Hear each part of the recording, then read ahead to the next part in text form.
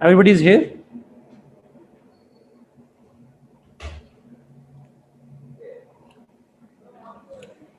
Nasir file share करना.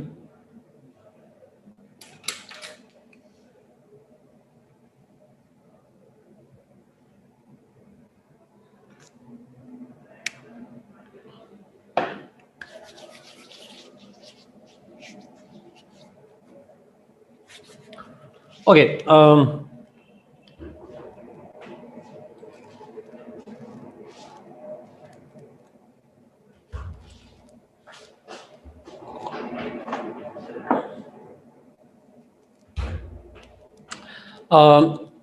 Let's start जी, हम शुरू करते हैं.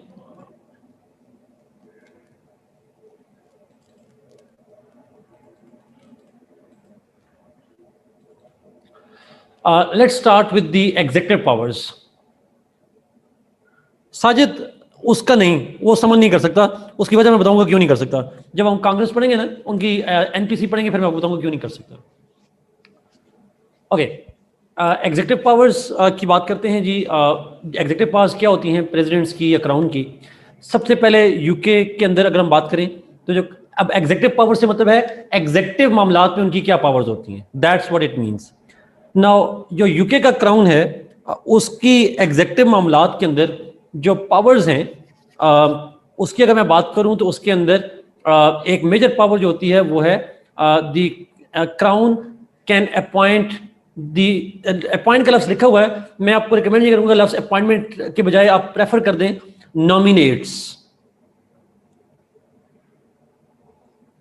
अगर आपने अपॉइंट लिखना है तो फिर वो जुमला लिखिएगा जो मैंने यहां पे लिखा हुआ है. He appoints the PM through vote of confidence by parliament. लेकिन प्रेफरेबली आप कर दें he nominates the prime minister. Crown can nominate the prime minister. अच्छा, ये कैसे होता है आप जरा पॉइंट गौर से सुनिएगा. ये पाकिस्तान में भी ऐसे अप्लाई करेंगे, इंडिया में भी ऐसे अप्लाई करेंगे और यूके में ऐसे अप्लाई करेंगे. ये तीनों के अंदर ये आप ऐसा ही मेथड इस्तेमाल करेंगे. होता ये है कि जो यूके है वहां पे जब इलेक्शंस होते हैं तो इलेक्शंस के बाद जो मेजॉरिटी पार्टी होती है उसको क्राउन कहता है you should form the government. Form the government का मतलब ये होता है कि आप कैबिनेट और प्राइम मिनिस्टर अपना बना लें. वो नॉमिनेट करता है leader of the majority party को कि आप जो है वो गवर्नमेंट बना लें, यानी आप पीएम बन जाएं. वो सिर्फ इनवाइट करता है, लेकिन पीएम बनने के लिए उसे फिर वोट ऑफ कॉन्फिडेंस चाहिए होता. अब ये बात आपने मुझे बतानी है कि vote of confidence lower house देता है या upper house.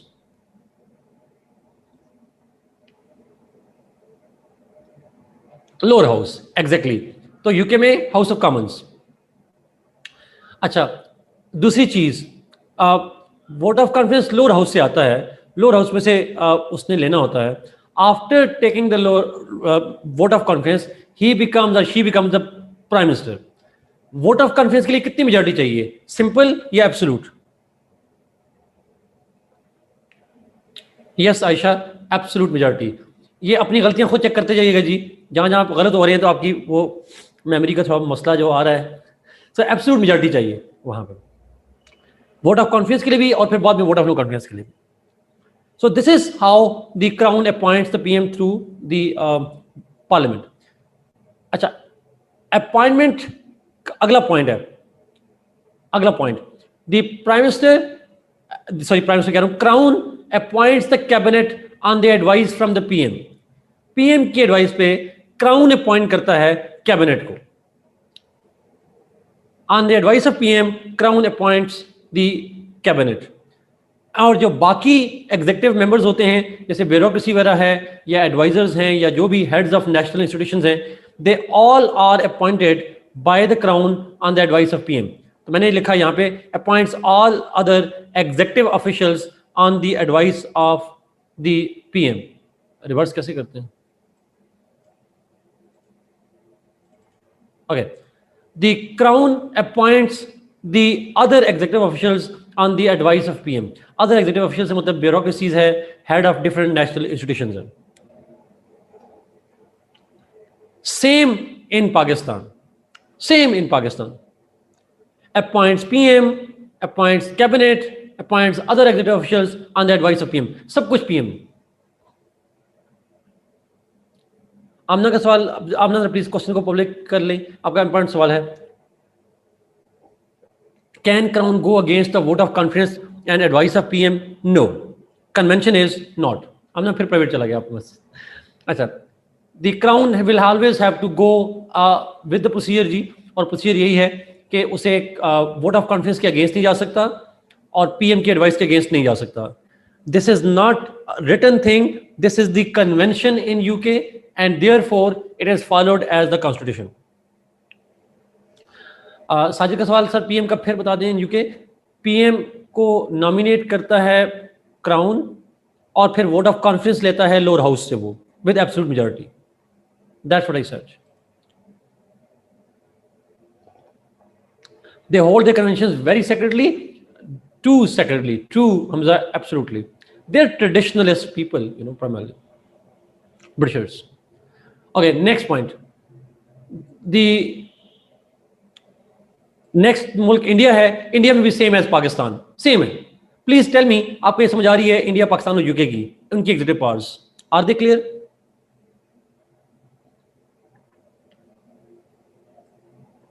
Okay, let's move जी, यूएस पे जाते हैं। President is the chief executive in US, वो चीफ एग्जीक्यूटिव है। All executive orders are issued by the president. जितने एग्जीक्यूटिव ऑर्डर्स होते हैं वो प्रेसिडेंट इशू करता है। अच्छा, यहां पे लफ्ज एग्जीक्यूटिव ऑर्डर है। एग्जीक्यूटिव ऑर्डर को लीगली तो नहीं, लेकिन एक जनरल आइडिया के सेंस में executive orders are almost equivalent to ordinances. ये लॉज नहीं होते, बाय लॉज होते हैं जी। उसामा, नॉमिनेट, तमाम पाकिस्तान यूके तीनों में नॉमिनेट लिखेंगे सर। अच्छा, president of the US issues executive orders which are kind of bylaws. वो एक लॉ की फोर्स रखते हैं, लॉ की अथॉरिटी रखते हैं sir. Next point, the president in US makes executive appointments like जैसे आपके कैबिनेट है, जैसे आपकी एडवाइजर्स हैं, जैसे head of different national institutions हैं। जो यूएस का प्रेसिडेंट है, ही मेक एग्जीक्यूटिव अपॉइंटमेंट्स, उनमें कैबिनेट भी अपॉइंटमेंट है, जिसमें अंदर वहां कैबिनेट को सेक्रेटरीज कहते हैं, और साथ ही can also appoint the different bureaucracies, advisers, different staff जो है, जैसे एफबीआई का चीफ है, जैसे सीआईए का चीफ है, जैसे नेशनल इंटेलिजेंस एजेंसी का चीफ है। तो डिफरेंट एग्जीक्यूटिव अपॉइंटमेंट जो है वो प्रेसिडेंट करता है। Executive orders are temporary? No, executive orders are the president's orders having the force of law, but they are not temporary. मैंने इसलिए कहा they are not equal to ordinance, but sort of thing. Spoil system में बाद में होगा साजिद, आज उस पर बात नहीं करेंगे। नेक्स्ट पॉइंट जी सायरा, हम इस पे बाद में करेंगे, इस पॉइंट के ऊपर। हम क्राइटेरिया तमाम मुल्कों के अंदर जो है वो हम बाद में बात करेंगे, क्राइटेरिया पे भी बात नहीं करेंगे, ठीक है। अभी हम सिर्फ पढ़ रहे हैं पावर है क्या, फिर उसकी बात करें। नेक्स्ट पॉइंट, फ्रांस के अंदर देखिए, अभी वो करूंगा तो आप कंफ्यूज हो जाओगे, सारी चीजों में अलग अलग से करना चाहूँ। इन फ्रांस ऑलमोस्ट वही चीजें हैं जो कि पाकिस्तान इंडिया में है, लेकिन एक बुनियादी फर्क है। जो पहली लाइन अगर आप पढ़ें इसको, पहली लाइन से लेकर ये जहां तक मैंने इसको हाईलाइट किया है, you need to read that. France के अंदर प्राइम मिनिस्टर को नॉमिनेट नहीं करता president, he appoints him literally. President बन गया, उसने कहना भाई फलां बंदे को उठाकर पीएम बना दिया, बट जिसको पीएम बनाया उसे वोट ऑफ कॉन्फिडेंस नहीं चाहिए। जो पीएम अपॉइंट करता है प्रेसिडेंट, उसको वोट ऑफ कॉन्फिडेंस नहीं चाहिए, but he can be purely selected, Zulfiqar exactly, but he can be removed by vote of no confidence. उसे उनकी नेशनल असेंबली लोअर हाउस हटा सकती है वोट ऑफ नो कॉन्फिडेंस से, लेकिन उसे इलेक्ट नहीं करती। एक और कंफ्यूजिंग चीज आपके लिए, मैं जानबूझ के कंफ्यूजिंग कह रहा हूं, बहुत इंपॉर्टेंट। पीएम को जब चूज करती है, देखें पाकिस्तान, इंडिया और यूके में हमारा पीएम का पार्लियामेंट से होना जरूरी होता है। पार्लियामेंट का मेंबर हो। हमारे पाकिस्तान के केस में लोअर हाउस से हो, इंडिया यूके में वो कहीं से भी हो सकता है, बट पार्लियामेंट का मेंबर होना जरूरी है पीएम के लिए। तो जब भी प्रेसिडेंट या क्राउन चूज करेगा, पार्लियामेंट में से कोई बंदा उठाएगा पीएम के लिए। फ्रांस के अंदर पीएम को जब प्रेसिडेंट चूज करता है, he can be anyone, exactly Sara, he can be from parliament, he can be from outside parliament. वो फ्रांस का सिटीजन हो, बाकी जहां से मर्जी हो, चाहे किसी पीएन को उठाकर बना दे, चाहे वो किसी क्लर्क को उठाकर बना दे, चाहे अपने बेटे को उठाकर बना दे, बेटे बेटी को बना दे, किसी को भी बना सकता है। पार्लियामेंट का मेंबर होना शर्त नहीं है। Is it clear? मैं प्रेसिडेंट होता तो आपको बना देता, चलें इस तरह से कह लें। Yes Arif, it is. चलो, नहीं उस्मान, किसी एक को जो मुझे ज्यादा पैसे देता उसको बना देता, 10%। अच्छा, anyhow, so the question is president, ये पॉइंट एक मैं रिपीट करता हूं, जरा सुनिएगा गौर से। President can hand pick anybody from France as the PM, parliament के अंदर से भी, पार्लियामेंट के बाहर से भी। पार्लियामेंट के अंदर से होगा तो मेंबर ऑफ पार्लियामेंट भी रहेगा और पीएम भी रहेगा, और पार्लियामेंट के बाहर से होगा तो पार्लियामेंट का मेंबर बनना जरूरी नहीं है, ही कैन बी एनीबॉडी, उसे पीएम बना देगा। पीएम बनने के बाद उसे वोट ऑफ कॉन्फिडेंस नहीं चाहिए, लेकिन he can be dismissed by vote of no confidence. जब चाहे वोट ऑफ नो कॉन्फिडेंस से उसे पार्लियामेंट डिसमिस कर सकती है, lower house, simple. How about 90%? Then you win Shahbaz. जितना ज्यादा करेंगे आप, उतने चांसेस बनते जाएंगे आप।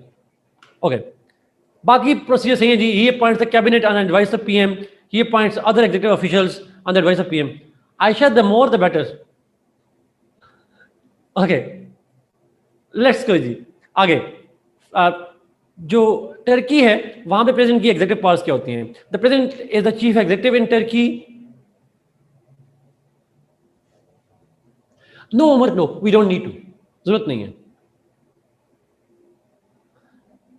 अच्छा, प्रेसिडेंट टर्की के अंदर जो है, he is the chief executive, he can appoint cabinet, he appoints other executive officials. मैंने फिर यहां पे नोट लिखा जानबूझ के, पेपर में आपने नहीं लिखना, वहां पीएम की एडवाइस नहीं चाहिए, बिकॉज पीएम टर्की में नहीं होता। ये मैं बार बार बात इसलिए कर रहा हूं कि ये मेरा एक्सपीरियंस है, बच्चे बार बार इसको रिपीट करते हैं। रटा लगा होता है ना, तो तमाम मुल्कों में पीएम की एडवाइस होगी तो टर्की में भी लिख देते हैं, तो प्लीज रटा ना लगाइएगा।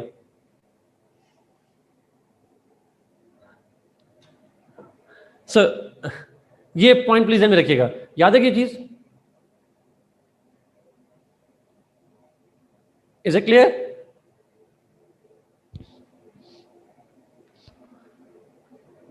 कोई भी कमेंट नहीं आ रहा, सारे सो रहे हैं। ओके गुड, ब्रेक के बाद सुस्त पड़ गए हम लोग सारे। ओके, आ गया यस। मुझे क्लास होती है ना तो ऊंचा बुलवा लेता है बंदा, सो रहे हो तो जगा लेता है, ऑनलाइन में कैसे जगाएं, ये मसला होता है। ओके गुड उमर, ये point.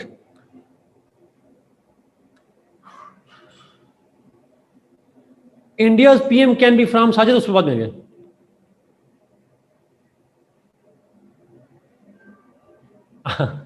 Okay great, let's go जी आगे। चाइना पे चलते हैं। चीन के अंदर देखते हैं क्या होता है।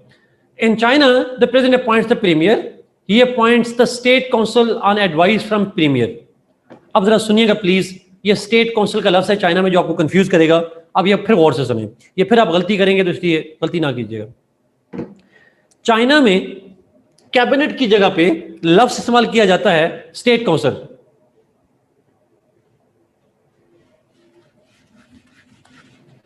चाइना में कैबिनेट की जगह लफ्ज इस्तेमाल करते हैं स्टेट काउंसिल। यस, जिस तरह पाकिस्तान में हम उसको कैबिनेट कहते हैं, एग्जैक्टली जाएगा, तो उसमें यहां पे कहते हैं स्टेट काउंसिल। फर्क सिर्फ ये है सायरा, यहां पे उस स्टेट काउंसिल के मेंबर्स में प्रीमियर भी होता है, प्लस वाइस प्रीमियर भी होता है, प्लस बाकी मेंबर्स भी होते हैं। स्टेट, बाकियों को हम स्टेट काउंसलर्स कहते हैं। वहां कैबिनेट मेंबर्स नहीं कहते सायरा, वहां पे ये सारे याद रखिएगा प्लीज। वहां पे स्टेट काउंसलर्स कहलाते हैं, premier, vice premiers, state councillors. मिसाल के तौर पर उनके फॉरेन मिनिस्टर जो हैं, उसको हम पाकिस्तान में तो फॉरेन मिनिस्टर कहते हैं, बट वहां चाइना की लैंग्वेज में he is called state councillor. Vice premier Asad, prime minister जिसको पाकिस्तान में डिप्टी प्राइम मिनिस्टर कहते हैं, पाकिस्तान में तो खैर लफ्ज नहीं है, but premier, vice premier plus state councillors. पिछले दिनों शाहमूद कुरैशी साहब ने एक ट्विटर अकाउंट पे लिखा था कि I have met his eyes the state councillor from China. वो फॉरेन मिनिस्टर को उन्होंने स्टेट काउंसिल बाकायदा कहा। तो याद रखिएगा, चाइना में वो स्टेट काउंसिल कहलाता है। खुदा न खास्ता आप CSS करके चले गए, फॉरेन ऑफिस में चले गए और वहां पे जाके आपको चाइना के सेक्शन में डाल दिया गया, तो पॉलिटिकल साइंस का नॉलेज इस्तेमाल कीजिएगा, वहां कैबिनेट ना कीजिएगा प्लीज, ये ब्लंडर ना कीजिएगा। याद रहेगी ये बात। VP मतलब वाइस प्रीमियर, बार बार कह रहा हूं, वाइस प्रेसिडेंट नहीं, वाइस प्रीमियर। जी, हर मिनिस्टर को वहां काउंसलर ही कहना है। अच्छा, खुदा न खासा को हटा दें, चले बन जाएंगे तो फिर चले जाएगा, बट प्लीज याद रखिएगा चीज। इंशाल्लाह चले, आप इंशाल्लाह क्या जी, उम्र एग्जैक्टली उन्हीं के लिए। चलो आगे चलें जी, should we move. Diplomatic powers. Diplomatic power से मतलब है डिप्लोमेसी से रिलेटेड क्या है। उसामा, आपने सवाल क्या लिखा है, जरा दोबारा पढ़ें। पाकिस्तान में PM प्रेसिडेंट को नॉमिनेट करता है। आप शायद उल्टा कहना चाह रहे हैं, प्रेसिडेंट PM को नॉमिनेट करता है, आप ये कहना चाह रहे हैं। तो answer is yes, president PM को कर सकता है, बट PM प्रेसिडेंट को कहां नॉमिनेट करता है।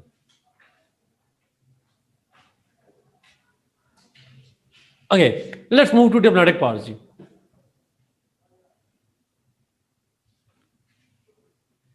उसामा, पहले और बाद की बात ही नहीं है, इसका कोई लिंक नहीं है पहले और बाद का। पहले PM इलेक्ट हो फिर प्रेसिडेंट इलेक्ट हो, उसका कोई प्रोसीजर नहीं है।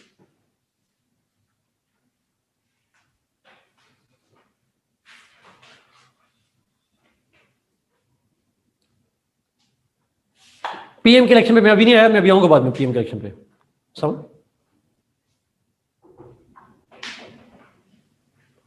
लेट्स मूव जी, डिप्लोमेटिक पावर्स पे चलते हैं। फॉरेन पॉलिसी से रिलेटेड क्या पावर्स होती हैं हेड ऑफ द स्टेट्स की, उस पर देखते हैं।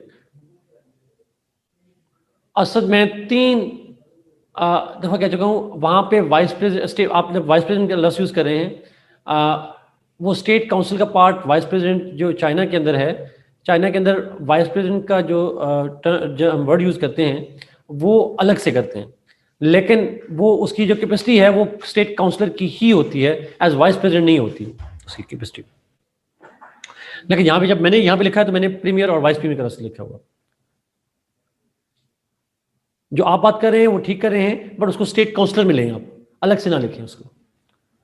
ओके, लेट्स मूव जी। अच्छा, फॉरेन पॉलिसी से रिलेटेड क्या पावर्स होती हैं। In Britain, in UK, the crown appoints diplomats. Diplomats मतलब है एम्बेसडर्स। डिप्लोमेट्स मीन्स कि इस तरह की पोस्ट है, वो जो है वो नेशनल सिक्योरिटी एडवाइजर्स, इसी तरह से एम्बेसडर्स, कॉन्सुलेट जनरल्स, इसी तरह से कोई भी डिप्लोमेटिक स्पेशल रिप्रेजेंटेटिव्स, ये सारे के सारे जो अपॉइंटमेंट है वो ब्रिटिश क्राउन करता है।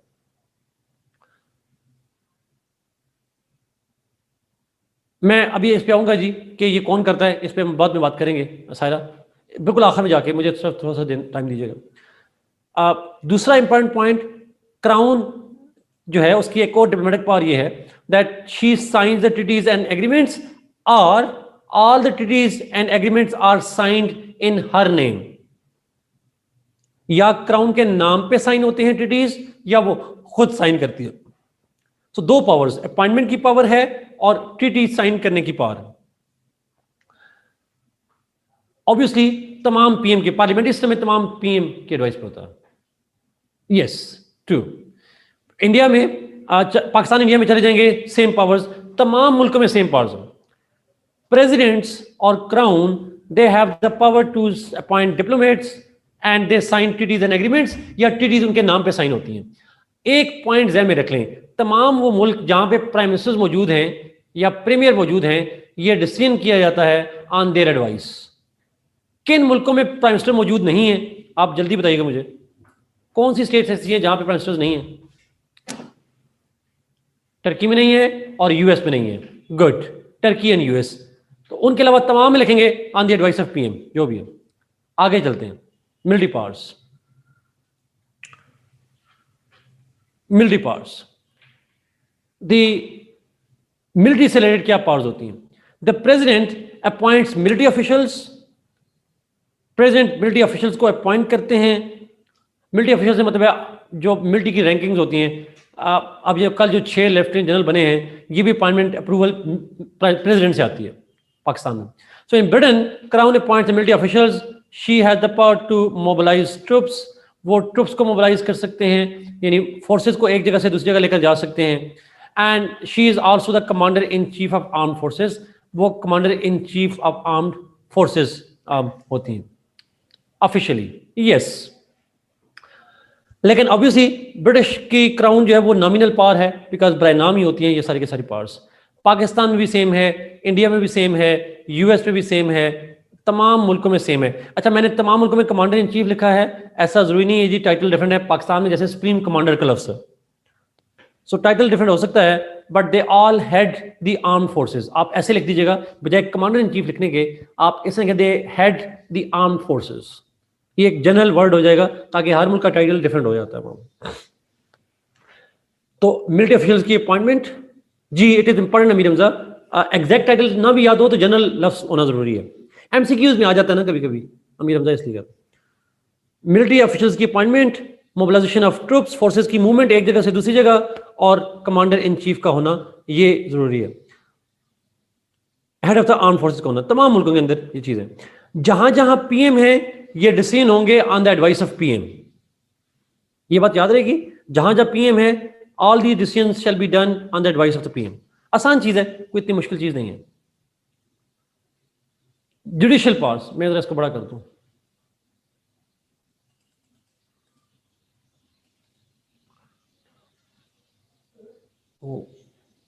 ठीक है, अब आप करें। अच्छा,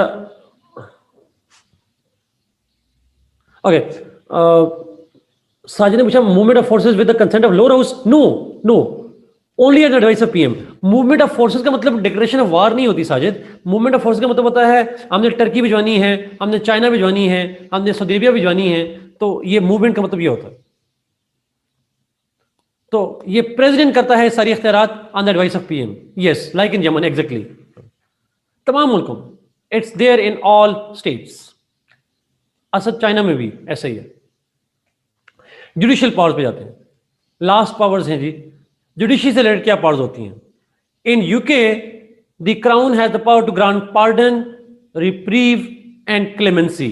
अमीर हमजा, अब पता चलेगा आप कितने ब्रिटिशर्स हैं। पार्डन का तो हमें पता है, माफी। रिप्रीव और क्लेमेंसी क्या फर्क होता है इनमें? लॉ वाले बताएं, शहबाज, जितने आप में से वकील हजरात हैं, क्या फर्क है पार्डन, रिप्रीव और क्लेमेंसी में? I understand it will take some time, but आप लें टाइम और मुझे लिखकर बताएं। अभी बताते हैं जी, फिर हम बात करते हैं। रिप्रीव सजा कम करना, अमना बिल्कुल ठीक कहा आपने।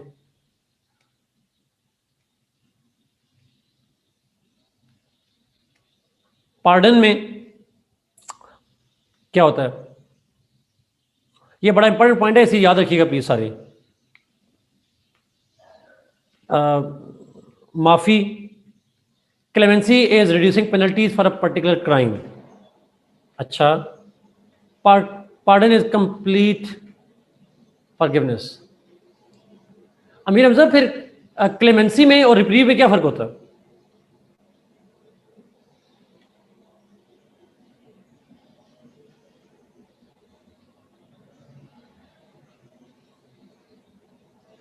No, I don't think reprieve is delay. Temporary नहीं होती Amir Hamza. Is it not reprieve? Reprieve is not reduction.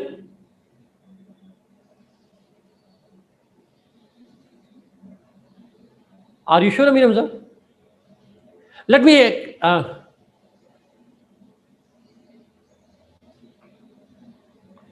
जी असल वो उस पे आएंगे ट्रम्प पे। अभी यूके में देख रहे हैं जरा, यूके में। अच्छा, मेरी जो अंडरस्टैंडिंग है जी मैं शेयर करता हूँ। मैं इसको करता हूँ, हो सकता है मुझे प्लीज करेक्ट कीजिएगा, आप इसको वेरीफाई कर लीजिएगा।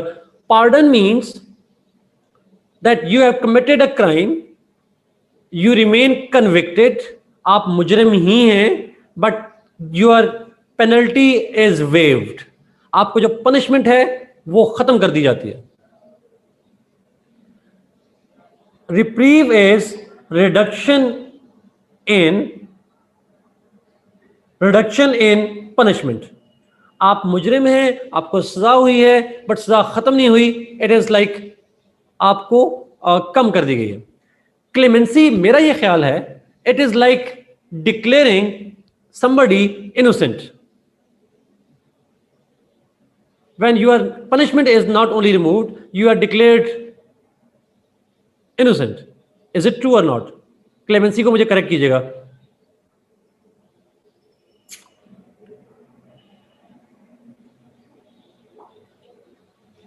आप अमीर अफजल, मैं इसको खोल के नहीं पढ़ सकता, इसलिए no comments on that.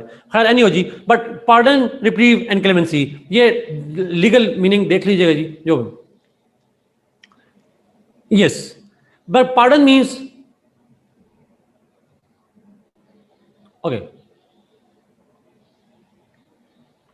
okay Amir Hamza, let's trust lawyers. It means reprieve is a temporary suspension and clemency is reducing penalty. Good, ठीक हो गया जी। pardon means सजा खत्म करना, reprieve means temporarily suspend करना, and clemency means clemency means it is reducing the penalty. ठीक हो गया, आप सजा कम करते हैं सर। Okay, next यूएस में, in US the president has the power to grant pardon. आप यूएस में चले जाइएगा जी प्लीज। यूएस में the president has the power to grant pardon. माफी का ऐलान, जैसा भी बताया ऊपर असद ने, वहां पे उन्होंने फिलन को, फिलन नाम था ना उनका, फुलन है, ये फिलन है जो भी है, उसको जो उन्होंने पार्डन किया है ट्रंप ने। The president can grant pardon to anybody, किसी को भी पार्डन दे सकता है। और यस प्लेन, आपको पता है, आप सारे इसी पॉइंट पे, granting pardon one of the few un-Islamic laws in our constitution. Amir Hamza, I have no authority to जज अ लॉ इस्लामिक और अन इस्लामिक। मैं शायद इस पर शायद कमेंट ना कर पाऊँ, बिकॉज मेरे लिए मुश्किल हो जाएगा करना।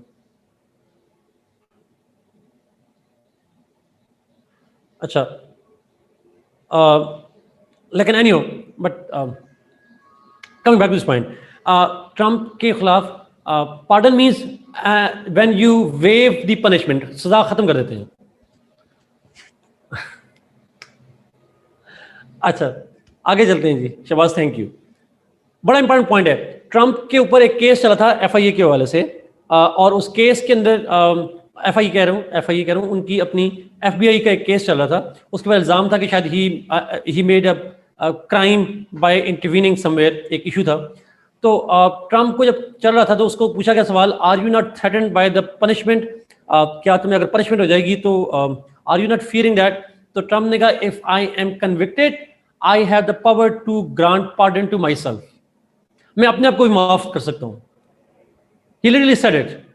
So president in US can grant pardon to anybody. Yes, Ukraine के वजह से। अच्छा, now and it was not illegal obviously. जी हमजा, ऐसा ही है, पार्डन हमेशा प्रेसिडेंट ही दे सकता है, ये शायद रखिए हमेशा प्रेसिडेंट। लेकिन पाकिस्तान जैसे मुल्कों में, ये पाकिस्तान और इंडिया में पीएम की एडवाइस पे होती है, और इंडिया में यूएस में वो किसी की एडवाइस के बगैर नहीं होती, याद रखिएगा। ओके, इन पाकिस्तान अगर आप देखें, the president has the role in the appointment of जजेस। पाकिस्तान में जजेस की अपॉइंटमेंट में एक रोल होता है प्रेसिडेंट का। वो रोल क्या है हम बाद में जाके पढ़ेंगे, but he has a role in that. जी मुस्तफा, पाकिस्तान इंडिया में ये ग्रांट पार्डन पीएम की एडवाइस पे, तो पाकिस्तान में अपॉइंटमेंट ऑफ जजेस भी पीएम की एडवाइस पे होती है, बट वो प्रोसीजर हम बाद में जाके पढ़ेंगे, या शायद आप लोगों ने पढ़ा हो कहीं पे। इंडिया में the president grants pardon, he also appoints जजेस on the advice of PM, वहां भी पीएम की एडवाइस पे जजेस अपॉइंट करता है, वहां भी एक रोल होता है। यूएस में grant pardon, ji Amir Hamza, yes that's true. America में ऐसी इम्यूनिटी नहीं है अमीर हमजा, वहां पे अमेरिका में ऐसी इम्यूनिटी नहीं है। सो अमेरिका के अंदर president grants pardon and American के अंदर द प्रेसिडेंट आल्सो अपॉइंट्स जजेस। अच्छा, अमेरिका में प्रेसिडेंट सुप्रीम कोर्ट के जजेस को अपॉइंट करता है, वहां पे किसी की एडवाइस नहीं चाहिए होती। अब आते हैं फ्रांस के अंदर, ये प्लीज गौर से सुनिएगा, फ्रांस वाला काम आपको थोड़ा तंग करेगा। जी साजिद, एग्जैक्टली ये फ्रांस वाला पॉइंट जरा प्लीज देखिएगा जी। In France president has the power to grant pardon, वो पार्डन कर सकता है, लेकिन साथ ही एक और चीज भी बड़ी इंपॉर्टेंट है, the president also appoints 1/3 members of the constitutional council. अच्छा, फ्रांस के अंदर एक इंस्टीट्यूशन है जिसको कॉन्स्टिट्यूशनल काउंसिल कहते हैं, जो कॉन्स्टिट्यूशनल लॉ वाले बच्चे हैं they need to read that जी, वो आपके लिए इंपॉर्टेंट है वहां। अब कॉन्स्टिट्यूशनल काउंसिल के टोटल मेंबर्स होते हैं, कॉन्स्टिट्यूशनल काउंसिल के टोटल मेंबर्स होते हैं 9। उन 9 में से out of those 9 1/3 members are appointed by the president of France. तो 9 का 1/3 कितना होगा? What will be the 1/3 of 9?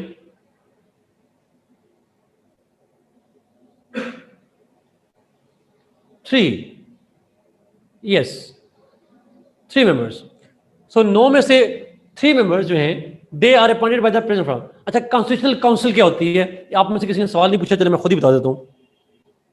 France में कॉन्स्टिट्यूशन की इंटरप्रिटेशन से रिलेटेड कोई क्वेश्चन होगा, any issue pertaining to the interpretation of the constitution shall go to constitutional council। अगर मामला ऑर्डिनरी लॉ का होगा it shall go to ordinary courts, but अगर मामला कॉन्स्टिट्यूशन से रिलेटेड होगा it shall go to the constitutional council. जैसे मामला आ जाए कि फलां आइन के आर्टिकल की इंटरप्रिटेशन क्या है, तो वो मामला जाएगा कॉन्स्टिट्यूशनल काउंसिल में। अगर मामला आ जाए किसी लॉ से रिलेटेड तो वो मामला जाएगा ऑर्डिनरी कोर्ट्स में होगा। Yes I agree, it decides all matters pertaining to constitutional provisions. Yes, और उस काउंसिल के 9 मेंबर्स में से 3 मेंबर्स को अपॉइंट करता है प्रेसिडेंट ऑफ फ्रांस। बाकी कहां से आते हैं ये हम बाद में देखेंगे। आगे चलते हैं टर्की के अंदर। टर्की में president can grant pardon, he also appoints जजेस ओवर देयर। जो जजेस हैं उनको भी प्रेसिडेंट अपॉइंट करता है। And lastly the China where president grants pardon and he also appoints the जजेस on the advice of PM, premier. वहां पे बड़े मजे की बात यह है कि जो है चाइना है, वहां जजेस के लिए उनकी जो सुप्रीम कोर्ट है उसको कहते हैं people's supreme court. People's supreme court जो है वो उसके जजेस को अपॉइंट करता है the president on the advice of the premier, उसकी एडवाइस पे वो कर होता है।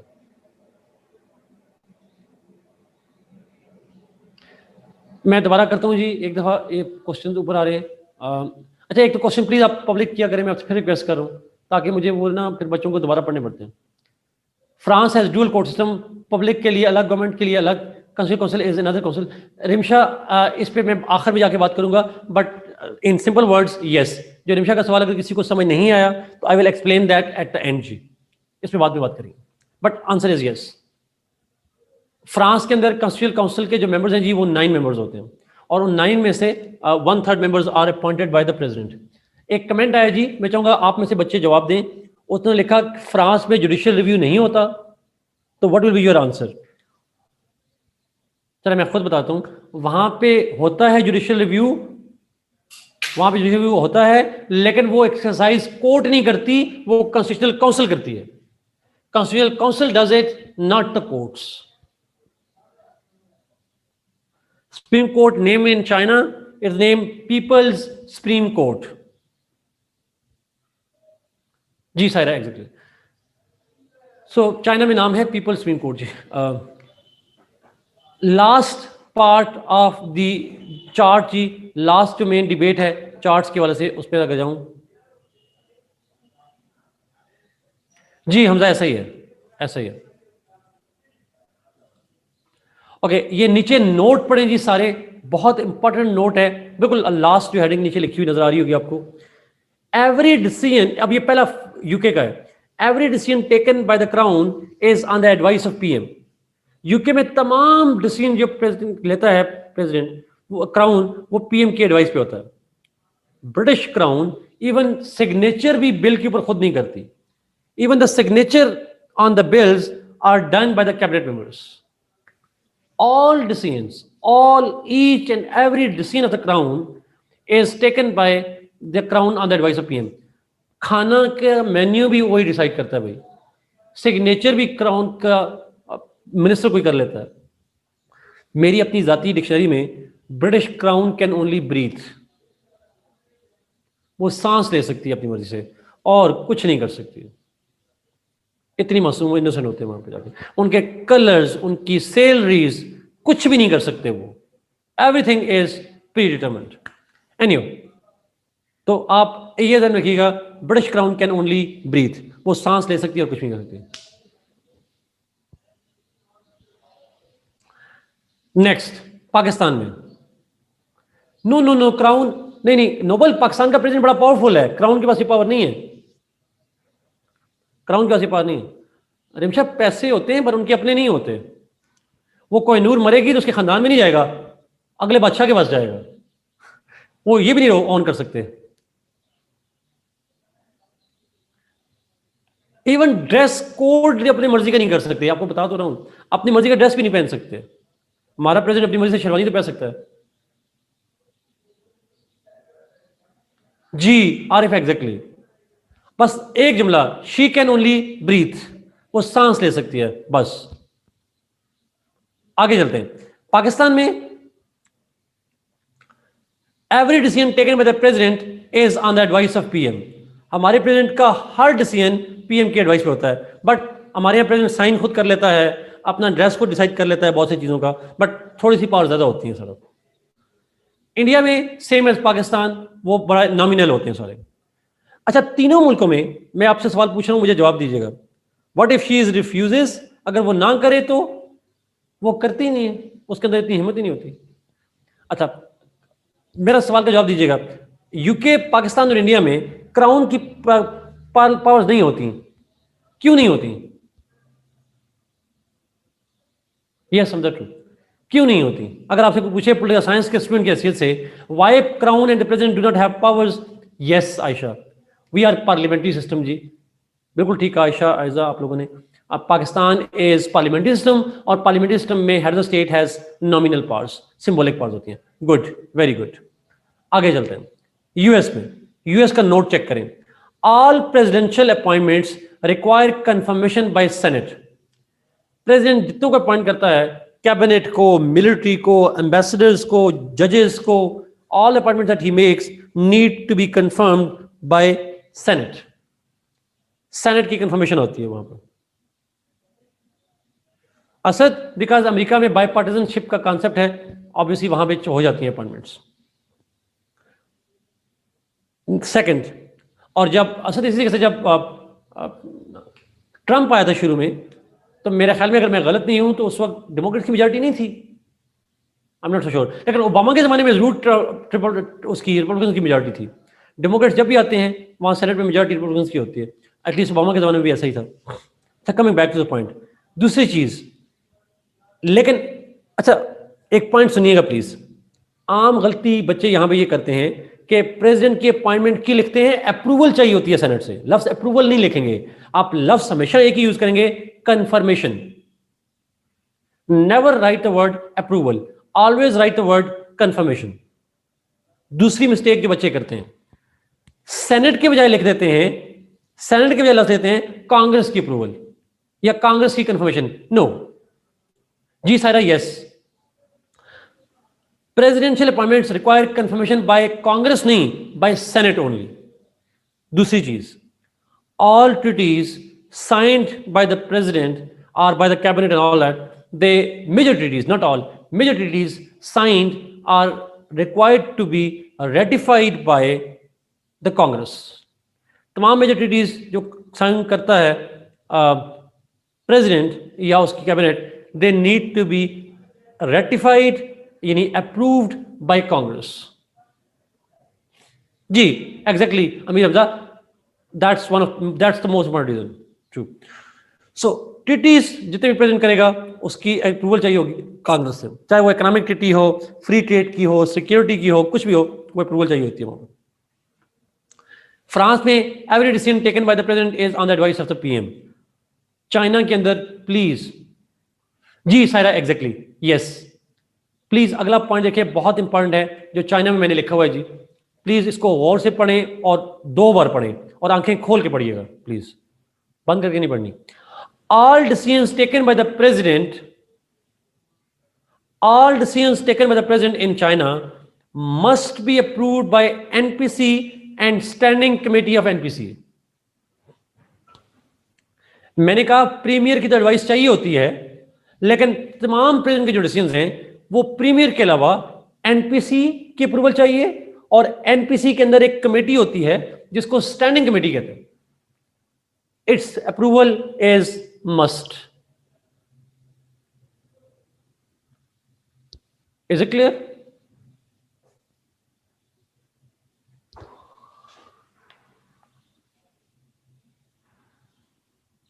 चाइना के प्रेसिडेंट के लेजिस्लेटिव पावर्स सेम वही है 7 जो पाकिस्तान के अंदर है, सेम है. स्टैंडिंग कमेटी, यस जुल्फिकार लिखा हुआ है यहाँ पे. लास्ट पॉइंट को मैं रिपीट कर रहा हूं. All the decisions taken by the president must be approved by NPC and the standing committee of NPC. This is all about the presidency. President पे कोई सवाल है तो पूछें, फिर मैं एक पॉइंट पे जाऊंगा. Head of the standing committee is premier और president? Premier. Saira, which head of state is the most powerful? Arif ने पूछा जी सवाल. Anybody who wants to give? Turkey has no note. Mustafa, Turkey has no note. Yes. NPC Asma, national peoples congress. Arif का सवाल का कोई जवाब देना चाहिए जी प्लीज. यूएस,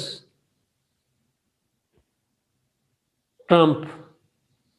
ट्रंप के आगे पाकिस्तान पीपल्स पार्टी भी लिखा है मुस्तफा आपने. अच्छा, रॉन्ग आंसर जी, टर्की. रॉन्ग आंसर है. 7 बिल्कुल ठीक आपने, टर्की है. क्यों? अमेरिका का प्रेसिडेंट जब भी कोई अपॉइंटमेंट करेगा सेनेट से अप्रूवल लेगा. टर्किश प्रेसिडेंट को अप्रूवल की जरूरत नहीं है. कौन पावरफुल हुआ?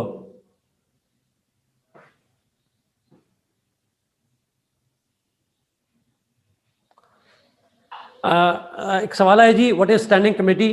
स्टैंडिंग कमेटी क्या है, मैं अभी इसको एक्सप्लेन करूंगा नीचे जी. स्टैंडिंग कमेटी को अभी हम लेजिस्लेचर पे आने लगे, उस पर बात करते हैं. Erdogan, superman. Is there any condition to appoint premier? साथ कंडीशन से मतलब ऐसा कंडीशन तो नहीं होती, but premier has to be the member of the NPC. NPC का मेंबर होना जरूरी होता है उसके लिए. ऐसा और कोई कंडीशन नहीं होती. वैसे यूजुअली हैंड पिक्ड होता है वो प्रेसिडेंट का. जी, टर्की में इंपीचमेंट होती है, प्रेसिडेंट की इंपीचमेंट होती है.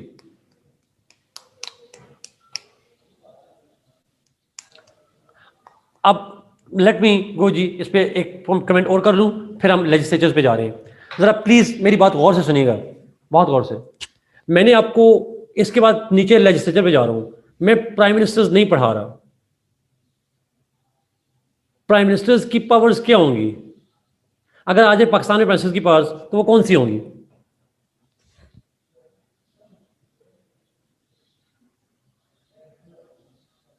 Any guess? Wild guess?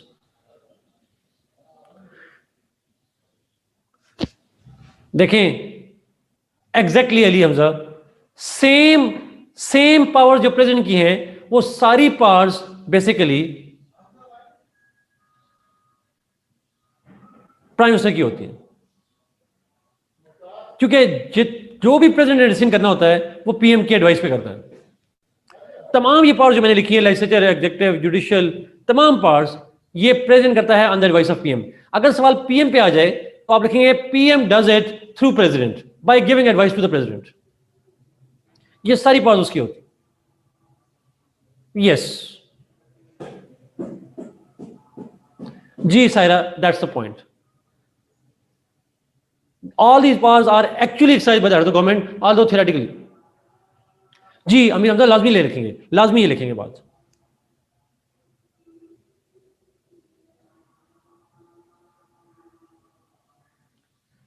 Having weapons of mass destruction over, no, ये नहीं लिखेंगे आप. Puppet, yes, Nobel. President is more like a puppet. Okay जी, लेट्स गो टू लेजिस्लेचर. अगले चलते हैं, लेजिस्लेचर पे चलते हैं. Let's go to legislatures. क्या लेजिस्लेचर्स के नाम क्या हैं? अगर आप देखें यहाँ पे यूके है, Pakistan, India, US, France, Turkey, ये जो भी मुल्क आपको नजर आ रहे हैं. ओके, यूके में लेजिस्लेचर का टाइटल है parliament, lower house, house of Commons, House of Lord's.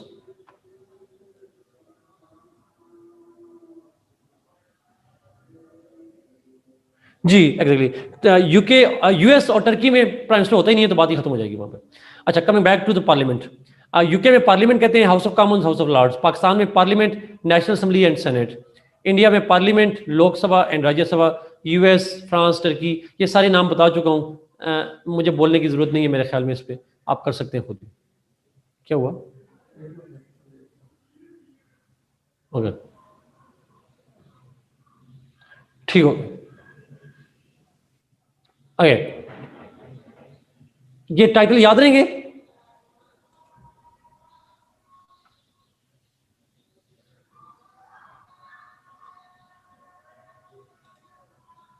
Okay, we'll try it again. Okay, अब कंपोजिशन पे जाते हैं जी. कितने मेंबर्स होते हैं? अब मैं लोअर हाउस पे स्टार्ट कर रहा हूँ. लोअर हाउस के मेंबर्स कितने हैं, कंपोजिशन क्या है? यूके में 650, पाकिस्तान में 342, इंडिया में 543, यूएस में 435, फ्रांस में 577, टर्की में 600, चाइना में 2980. जल्दी से बताएं, लार्जेस्ट लेजिस्लेचर किसकी है?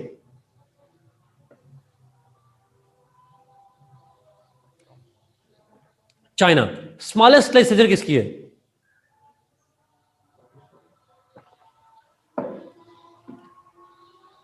पीके. पीके मूवी ना लिखा करें, पीए लिखा करें. पीके से मतलब कुछ और ही होता है. Okay, good. नीचे चलते हैं. आसान है कंपोजिशन. अच्छा, ये इतनी आसान नहीं है जितनी आपको लग रही है जी, प्लीज दरमियानी नहीं पूछनी. एक कॉन्स्टिट्यूशन लॉ में एक डिबेट है थोड़ी, आप जरा ध्यान रखिएगा. आप मिसाल देता हूँ कोई छोटी सी. आप में से चूंकि कॉन्स्टिट्यूशन लॉ वाले बच्चे कोई हैं, जरा प्लीज आज खड़ा करें, मुझे पता चले कौन कौन से बच्चे हैं, मैं हिसाब से ताकि बात किया करूँ. जी जी.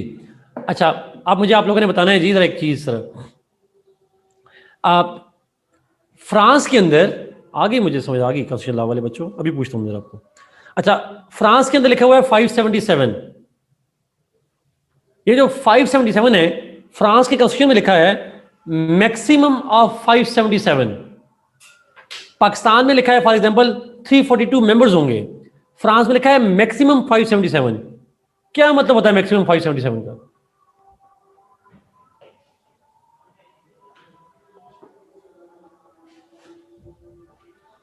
हमारे लिखा है देयर शुड बी 342 मेंबर्स, वहां लिखा है maximum. Yes Zara, they can be less.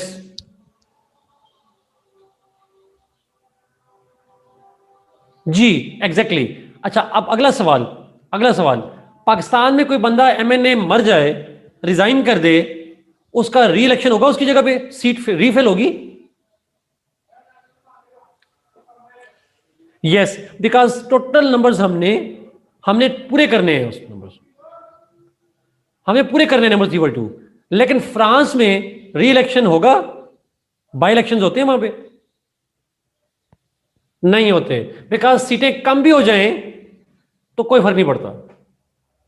Exactly, that was the main point जी. अगर आपको पता था तो ठीक है, नहीं पता था wake up.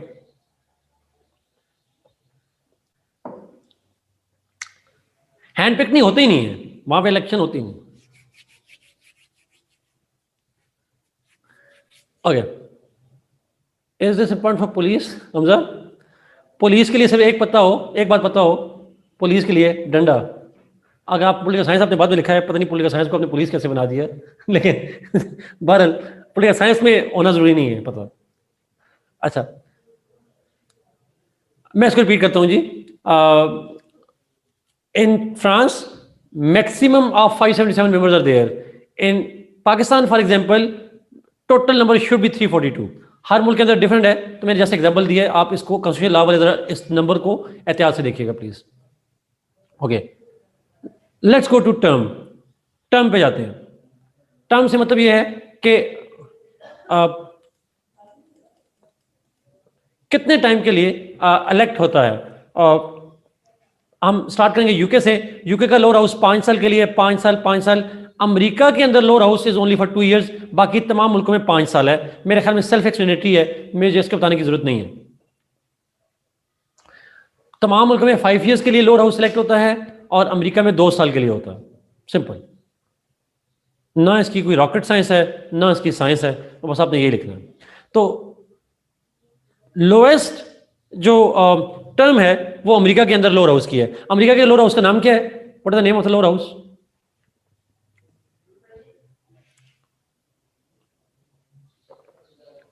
House of representative. No Saad, no, that's not the case. America में 4 साल नहीं है। मेरा प्लीज मुझे करेक्ट कीजिएगा, मेरा नहीं ख्याल कि 4 साल की टर्म है जैसा आप कह रहे हैं। प्लीज मुझे कॉन्स्टिट्यूशन लॉ वाले भी करेक्ट कीजिएगा। इज इट 4 इयर्स और उसको बाद मिड टर्म कहते हैं? यस, मेरा ख्याल है यही है साथ कि इट्स कॉन्स्टिट्यूशनली 2 इयर्स, मेरा यही ख्याल है। बट प्लीज अगर बाकी लोग भी कमेंट कर लें गूगल के बगैर।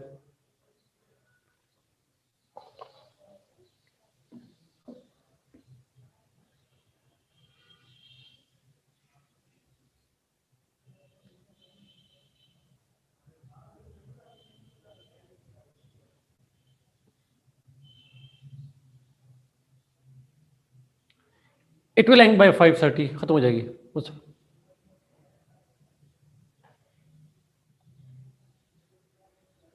चलें जी, मैं इसको खुद वेरीफाई भी कर लूंगा कॉन्स्टिट्यूशन में क्या है, बट देख लेंगे। नो नो नो नो, सारा ऐसा नहीं है, सारा बिल्कुल ऐसा नहीं है। हाफ मेंबर्स नहीं होते, पूरे मेंबर्स होते हैं। हाफ मेंबर्स नहीं है।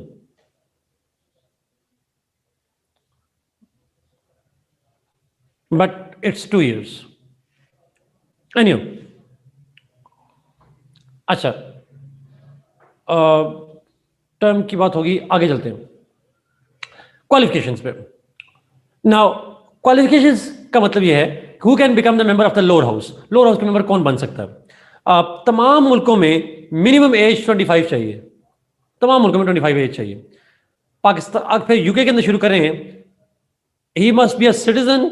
सिटीजन होना चाहिए बाय बर्थ। सिटीजन की शर्त दुनिया में कहीं नहीं है जी। पाकिस्तान के अंदर, सॉरी, ये जो हमारे कोर्स में स्टेट्स हैं इनमें बाय बर्थ सिटीजन होना जरूरी नहीं है लोअर हाउस का मेंबर बनने के लिए। Not convicted by court of law, convicted ना हो, not hold any other office of profit, कोई सरकारी मुलाजिम ना हो। सिंपल। ऑलमोस्ट तमाम मुल्कों में सेम क्वालिफिकेशन है सवाई अमेरिका के। पाकिस्तान में भी, पाकिस्तान में आर्टिकल 62-63 भी है। यानी लोअर हाउस का मेंबर बनने के लिए अगर आप मुसलमान हैं तो पक्के मुसलमान होने चाहिए, कभी झूठ ना बोला हो, हमेशा अमीन रहे हों और इस सादिक और अमीन रहे हों, और फिर आपने पक्के मुसलमान हो, अमीन मतलब लिखा हुआ है उसमें, you must be a kind of, मतलब प्रैक्टिसिंग मुस्लिम का लफ्ज़ लिखा हुआ है आपके लिए, प्रैक्टिसिंग मुस्लिम का लफ्ज़ है। यानी आपने कभी नमाज ना छोड़ी हो, रोज़ा कभी ना छोड़ा हो, इस तरह की चीज़ें मतलब ये होती हैं। ट्रू मुस्लिम जो भी हैं सब। अच्छा, उसके बाद एक डिफरेंट है यूएस में। यूएस में एडिशनल शर्त ये है that he must be resident of the US for 7 years. US में लोअर हाउस का मेंबर बनने के लिए 7 साल तक यूएस के रेजिडेंट रहे हों। फिर टर्की में डिफरेंट है, he must have completed the primary education. वहां पे टर्की में प्रेसिडेंट के लिए कौन सी एजुकेशन चाहिए?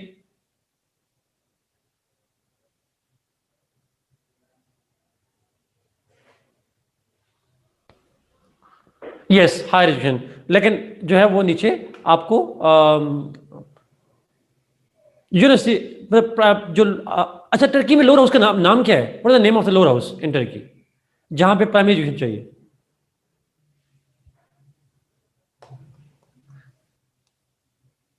एग्जैक्टली वहां नो लोअर हाउस जी, एक ही हाउस है और उसका नाम है GNA, वन हाउस जी। गुड, यही चेक कर रहा था आप जाग रहे हैं या नहीं जाग रहे।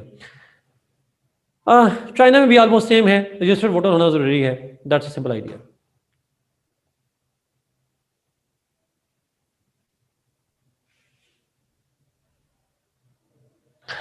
यस, अभी हमजा से एक कंफ्यूज करता है।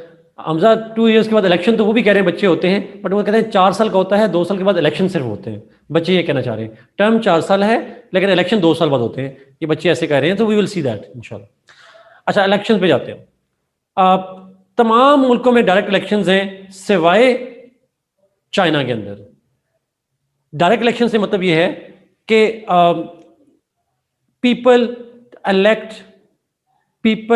Elect the members of the lower house तमाम मुल्कों में, लेकिन फ्रांस के चाइना के अंदर they are not directly elected. फिर इनडायरेक्टली कौन उनको इलेक्ट करता है, तो ये लाजमी लिखिएगा जी, in China the lower house, ये sorry the NPC, in China the NPC is elected by, in China the NPC is elected by the local government, जिसको हम लोकल गवर्नमेंट्स कहते हैं, यानी regional governments, local governments, then by the autonomous regions and by the PLA, People's Liberation Army। People's Liberation Army, regional governments जिनको हम local government भी कहते हैं, और ऑटोनमस रीजन्स जो हैं जैसे सिंकियांग वगैरह हैं, they actually elect the members of NPC. Awam direct elect नहीं करते, काउंसिल्स इलेक्ट करती हैं, that's part of the NPC वहां पे। बाकी तमाम मुल्कों में डायरेक्टली इलेक्टेड होते हैं sort of. Is it clear?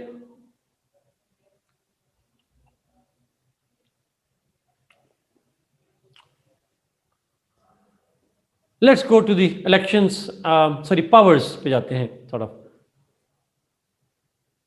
जी साथ एग्जैक्टली चाइना के अंदर, जी रिपीट कर देता हूं, चाइना के अंदर जो member of National peoples Congress हैं, जिनकी लेजिस्लेचर है, उसको इनडायरेक्टली इलेक्टेड होते हैं। अवाम डायरेक्ट इलेक्ट नहीं करते, बल्कि उनकी लोकल गवर्नमेंट्स यानी रीजनल गवर्नमेंट्स, उनकी ऑटोनमस रीजन्स और उनकी जो PLA है, पीपल्स लिबरेशन आर्मी, वो सारे जो है वो इलेक्ट करते हैं चाइना के अंदर।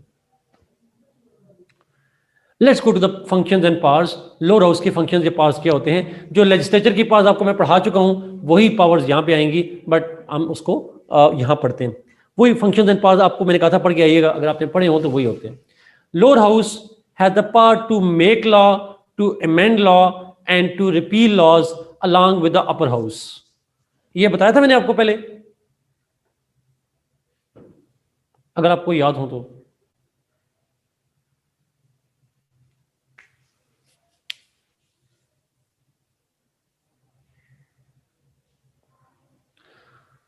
ओके, शुक्र है ये याद है आप लोगों को। तमाम मुल्कों में make law, amend law, repeal law along with the upper house, लेकिन 2 मुल्कों में अलॉन्ग विद अपर हाउस नहीं लिखेंगे। कौन से 2 मुल्कों में अलॉन्ग विद अपर हाउस नहीं लिखेंगे?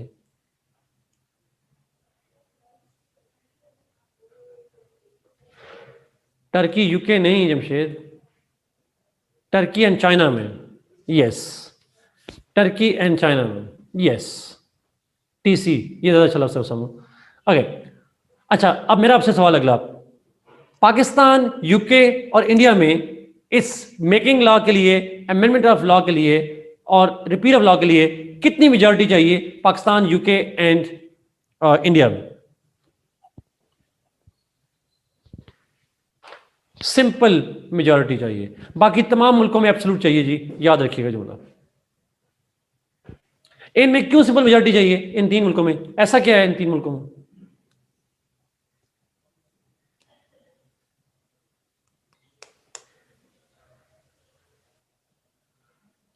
Yes Jamshed, exactly parliamentary system है, इसलिए इसलिए पार्लियामेंट्री सिस्टम की वजह से यहां पे चाहिए। Good, very good.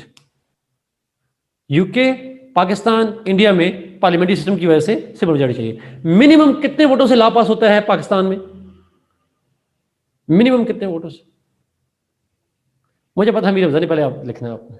1 वोट चाहिए। गुड, आगे चलते हैं जी, आसान है। Executive powers. अच्छा, इन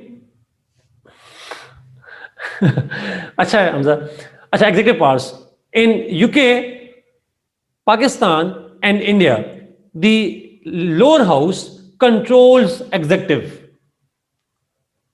लोअर हाउस एग्जेक्टिव को कंट्रोल करता है। कैसे कंट्रोल करता है ये बात हम पढ़ चुके हैं। अगर कोई जल्दी जल्दी लिखते, चले मैं जुबानी बता देता हूं आपको। मैंने कहा था वैसे पढ़ के आइएगा। उसमें कहा था दे कैन क्वेश्चन देम, यानी they can ask them questions, they can criticise them, they can inquire, yes Jamshed, they can pass resolution, जी रेजोल्यूशन भी कर सकते हैं पास। और पार्लियामेंट्री सिस्टम है तो यहां पे वोट ऑफ कॉन्फिडेंस भी और वोट ऑफ नो कॉन्फिडेंस भी। वो सारे पॉइंट यहां से डिटेल से लिखेंगे आप। Is it clear? Ji Amir Hamza, exactly ये सारी चीजें मैंने आपको बताई हुई हैं, how they control executive.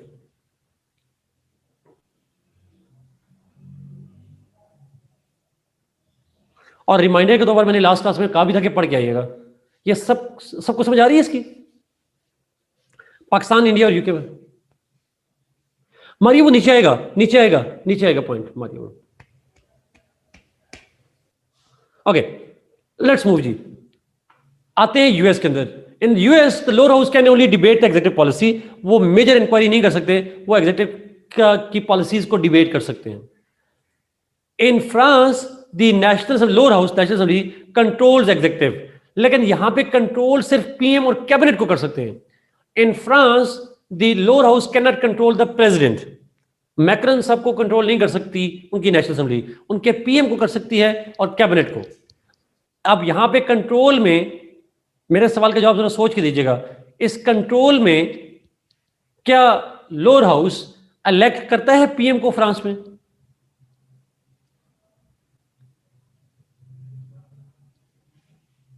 No, it does not.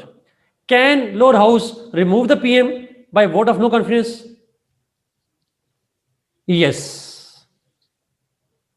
Answer is yes, it can. Good. अगला point, in Turkey the lower house can only debate the executive policies of the president. वो प्रेसिडेंट की पॉलिसी को सिर्फ debate कर सकते हैं और कुछ भी नहीं कर सकता। अच्छा, आगे चले जाएं जी, उसके ऊपर चाइना के अंदर चले जाएंगे।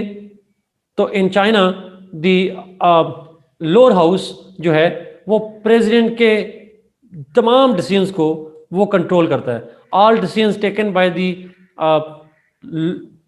Executive must be approved by the NPC. NPC की पावर है कि उसे अप्रूवल देते हैं। अगले पॉइंट पे जाते हैं, इम्पीचमेंट। अच्छा, इम्पीचमेंट का पॉइंट बड़ा इंपॉर्टेंट है। In UK there is no concept of impeachment, वहां इम्पीचमेंट नहीं होती। अच्छा, वहां फिर क्या होता है? In crown can stay for as long as, वो जब तक जिंदा है वो रहते हैं, तो उसको हटा नहीं जा सकता। बाकी तमाम मुल्कों में इम्पीचमेंट जो है वो करते हैं lower house along with upper house by 2/3 majority. Lower house से फिर अपर हाउस जाता है। अब और याद रखिएगा, तमाम मुल्कों में इम्पीचमेंट स्टार्ट कहां से होती है? From the lower house. It always start from the lower house. दूसरी चीज जो मैंने नहीं बताई अभी तक, लोअर हाउस से इंपीचमेंट शुरू होती है और उसके लिए चाहिए होती है absolute majority, while 2/3 majority is needed only in the upper house. Lower house से एब्सोल्यूट मेजॉरिटी, अपर हाउस से 2/3 मेजॉरिटी, ये याद रखिएगा प्लीज जी। साथ बिल्कुल ठीक करें, upper house acts as a judiciary, as a jury, यानी लीगल उसमें काम करती है। लोअर हाउस सिर्फ इंक्वायरी करता है और एज अ जुडिशियल प्रोसीडिंग करती है अपर हाउस के अंदर। That's true. अगले पे आते हैं, military powers. Lower house declares war along with the upper house. तमाम मुल्कों में लिखा है जी, डिक्लेरेशन ऑफ वॉर जो है वो लोअर हाउस करता है अपर हाउस के साथ मिलकर, और जो आखिरी दो स्टेट हैं वहां पे अपर हाउस होता नहीं है, तो खुद ही डिसाइड करते हैं। अब ये सवाल मरीम अफरीदी ने पहले भी पूछा था जी, वो मैं उसको डिले करी जा रहा था, क्वेश्चन को यहां से रिलेट करता है। देखिए, मैंने आपको कहा था कि declaration of war is done by the legislature. अच्छा, अब ये प्लीज जरा गौर से सुनिएगा। एक होती है वार की डिक्लेरेशन, एक होता है वार को कंडक्ट करना। वार लड़नी कैसे है, किधर लड़नी है, कौन से वेपन यूज करने हैं, ये सारे इख्तियारात होते हैं एग्जीक्यूटिव के। लेकिन वार की अनाउंसमेंट सिर्फ और सिर्फ लेजिस्लेचर कर सकती है। जुल्फकार, फिर टर्की और चाइना में जब आप लिखेंगे तो लफ्ज लोअर हाउस नहीं होगा ना, वहां पे एक ही हाउस होगा। सर प्लीज ये वार वाला पॉइंट समझ आ रहा है आपको?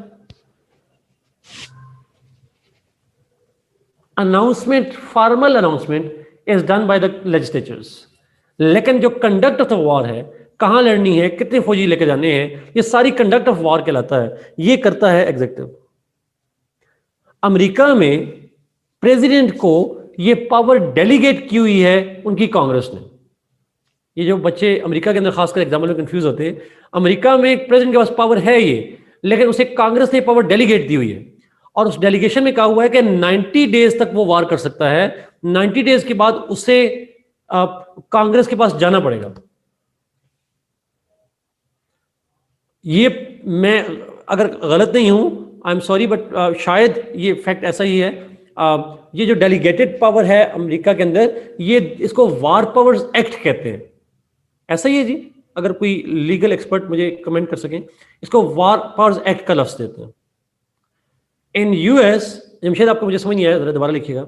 इन US the president has been given the power to declare war by the Congress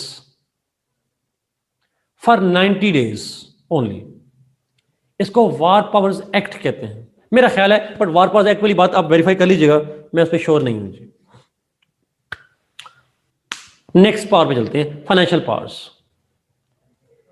मैंने आपको बताया था जो लेजिस्लेचर होती है वो हमेशा पर्स ऑफ द नेशन कहलाती है, they are called purse of the nation. तो यहां पे हमने बात की, the lower house has the complete control over the finances, it is called the purse of the nation. All money bills originate in the lower house, money bills pass by the lower house can not be rejected by the upper house. Same चीजें लिखेंगे ये सारे, sorry मैंने कहा क्या कर दिया, ये सेम पावर्स दिखेंगे यूएस तक। उसके बाद वहां पे बाकियों में complete cover of finances, upper lower house की बात है ही नहीं, तो वहां पे complete control over finances, it is called purse of the nation. Financial powers बड़ी आसान है, इतना मुश्किल नहीं है। लोअर हाउस हमेशा बजट बनाता है, लोअर हाउस से शुरू होता है, बना भी हो जाता है। बजट मेकिंग कौन करता है? एक सवाल आया, क्वेश्चन तो मैं आपसे पूछ रहा हूं, who makes the budget? Executive, exactly साहब। ड्राफ्ट वो तैयार करते हैं, लेकिन अप्रूवल जो है चाहिए होती है। Yes Kinjar, your answer is right. Okay,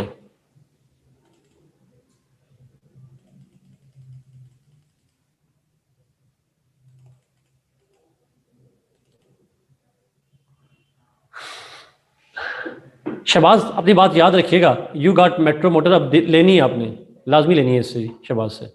आगे चलते हैं। Lawyer should be a man of words. Okay, आगे चलते हैं। Diplomatic powers, lower house has a diplomatic powers.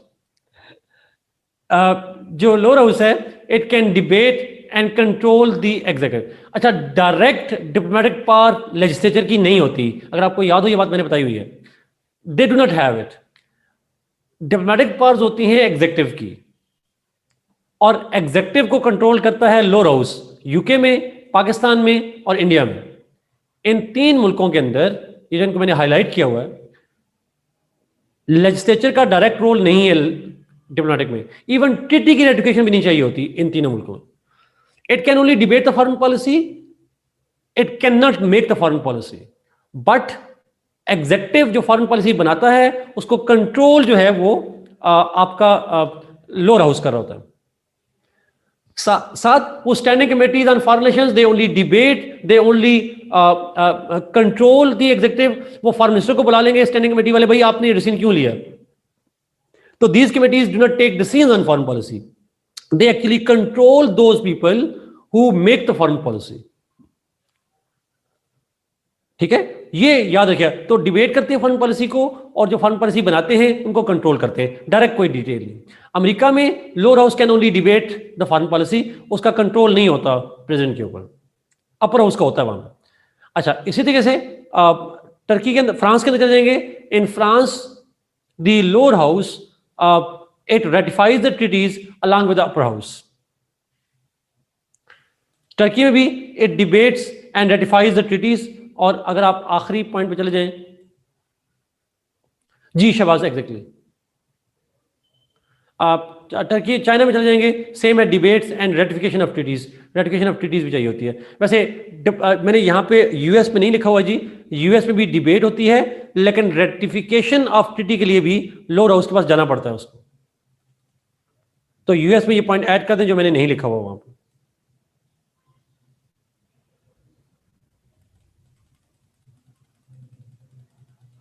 आखिरी दो पावर्स पे जाते हैं। आखिरी दो पावर्स क्या होती हैं? Last two powers.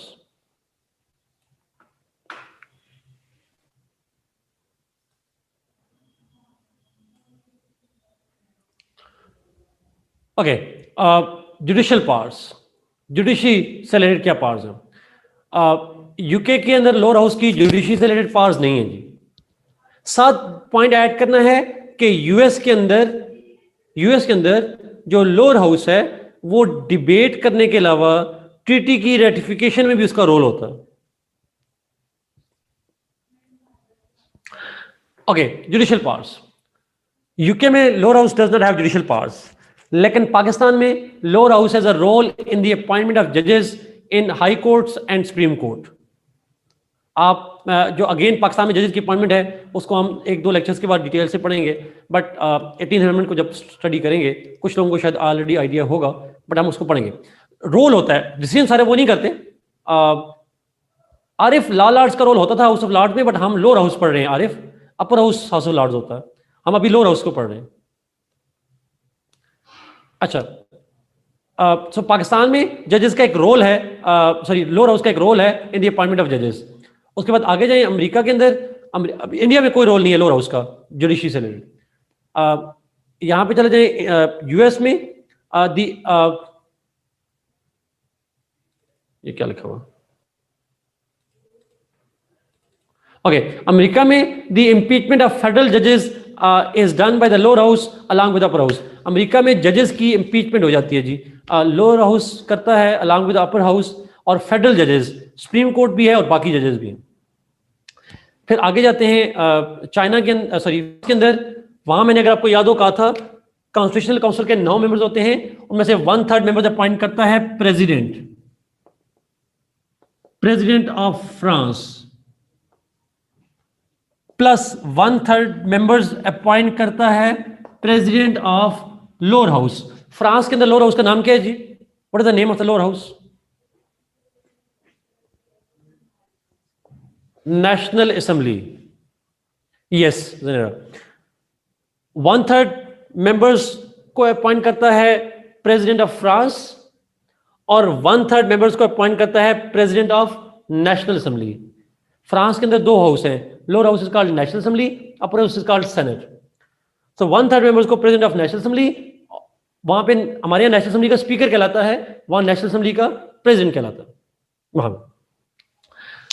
अच्छा, सो टोटल हो गए 6/9 हो गए अमीर हमजा, और रिमेनिंग 1/3 हो जाएंगे हमजा, वहां पे सेनेट का जो चेयरमैन है, वहां पे सेनेट का प्रेसिडेंट कहते हैं। रिमेनिंग 1/3 सारा उसी पे बता रहा हूं। Remaining 1/3 are appointed by the president of the upper house, वो हम बाद में पढ़ेंगे जाके। ओके, आगे जाते हैं, आप जाएं टर्की के अंदर। अच्छा, टर्की के अंदर भी होती है कॉन्स्टिट्यूशनल कोर्ट। फ्रांस में कहते हैं कॉन्स्टिट्यूशनल काउंसिल, टर्की में कहते हैं कॉन्स्टिट्यूशनल कोर्ट। उसके मेंबर्स होते हैं 15। उस 15 में से उस 15 में से 3 मेंबर्स को अपॉइंट करता है प्रेसिडेंट ऑफ टर्की। मैंने ऊपर नहीं लिखा था जी, टर्की के प्रेसिडेंट के एक फंक्शन में ऐड कर दें। इन Turkey the president of Turkey appoints 3 members of the constitutional court. Sorry, उल्टा हो गया। वहां प्रेसिडेंट करता है जी 12 को। 12 out of 15 are appointed by the president, and 3 members of the constitutional court are appointed by GNA. आखिरी पॉइंट है, जुल्फिकार जी खत्म होने वाला है। GNA के 3 मेंबर्स अपॉइंट, GNA 3 जी, साइरा में हमें 4/5 बन जाएंगे। Yes, you are right. So 15 में से 12 मेंबर्स को प्रेसिडेंट अपॉइंट करेगा और 3 को GNA करेगा। आसान लफ्ज़ में ये कहते हैं। आखिरी है China. In China NPC elects the judges of the Supreme Court. NPC obviously उनको नॉमिनेट करता है प्रेसिडेंट ऑफ चाइना, अपॉइंट वही करता है, लेकिन उसके अंदर जो सुप्रीम कोर्ट है उनका जो हेड होता है उसको प्रेसिडेंट कहते हैं। हमारे यहाँ तो चीफ जस्टिस कहते हैं, चाइना में उसको president of the supreme court कहते हैं। उस प्रेसिडेंट को NPC इलेक्ट करती है, बाकी जजेस को प्रेसिडेंट अपॉइंट करता है after the approval from NPC and standing committee. आखिरी पावर है जी कॉन्स्टिट्यूशनल अमेंडमेंट। तमाम मुल्कों में 2/3 मेजॉरिटी से अप्रूवल होती है कॉन्स्टिट्यूशनल अमेंडमेंट की, सिवाय 2 मुल्कों के। एक मुल्क है यूके में constitution is amended bye simple majority. वहाँ के चूंकि कॉन्स्टिट्यूशन और लॉ सेम होते हैं, तो यूके के अंदर constitution is amended bye simple majority along with the upper house. तमाम मुल्कों में बाकियों में 2/3 मेजॉरिटी चाहिए। हाँ, अमेरिका के अंदर along with the 2/3 majority of the Congress plus 3/4 states approval is needed. 3/4 states की अप्रूवल की जरूरत होती है। ये प्रोसीजर अमेरिका में काफ़ी कॉम्प्लेक्स है, लेकिन कॉन्स्टिट्यूशनल लॉ वालों के लिए ज़रूरी है, हमारे लिए ज़रूरी नहीं है पॉलिटिकल साइंस में। बट आप इतना ध्यान में रख लें, 2/3 मेजॉरिटी फ्रॉम द कांग्रेस यानी lower house plus upper house, and 3/4 majority of the states approval is needed. This is all about the lower house of the course जी। कोई सवाल ना पूछेगा, कल पूछेगा।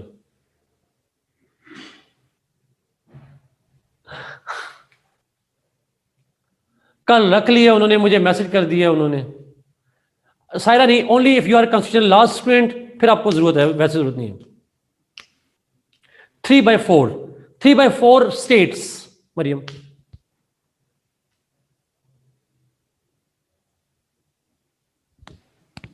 3/4 of the states.